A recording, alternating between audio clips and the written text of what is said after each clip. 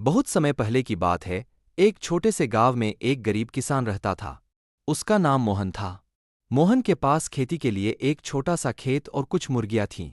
वह मेहनती और ईमानदार था, लेकिन उसकी हालत बहुत अच्छी नहीं थी। एक दिन मोहन को जंगल में लकड़ी काटते समय एक अद्भुत चिड़िया मिली। चिड़िया का रंग सुनहरा था और उसकी आंखें चमकदार हरे रंग की थीं।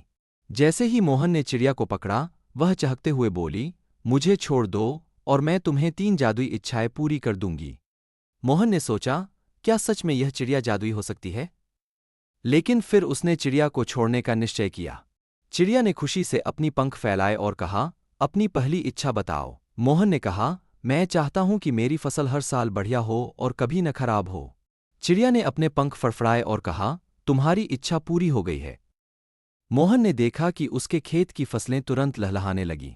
वह बहुत खुश हुआ। लेकिन चिड़िया ने कहा, याद रखना, हर इच्छा के साथ एक कीमत होती है।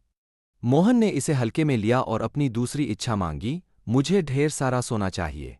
चिड़िया ने फिर अपने पंख फड़फड़ाए और एक बड़े खजाने का ढेर मोहन के सामने प्रकट हो गया। अब मोहन बहुत अमीर हो गया था, लेकिन उसके गांव में जलन और ईर्ष्या फैलने लगी। लोग उससे दूरी बनाने लगे और मोहन अकेला महसूस करने लगा। तीसरी इच्छा के समय मोहन ने चिड़िया से कहा, मैं चाहता हूं कि मेरे गांव में सब खुशहाल और एकजुट रहें।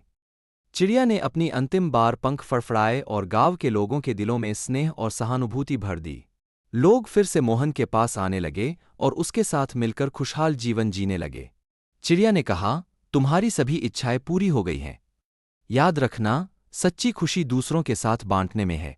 और वह उड़कर दूर चली गई। इस तरह मोहन ने समझा कि जादू से मिली चीजें भी तभी सुखद होती हैं जब उन्हें सही तरीके से इस्तेमाल किया जाए और सभी के साथ मिलकर खुशहाल जीवन जिया जाए।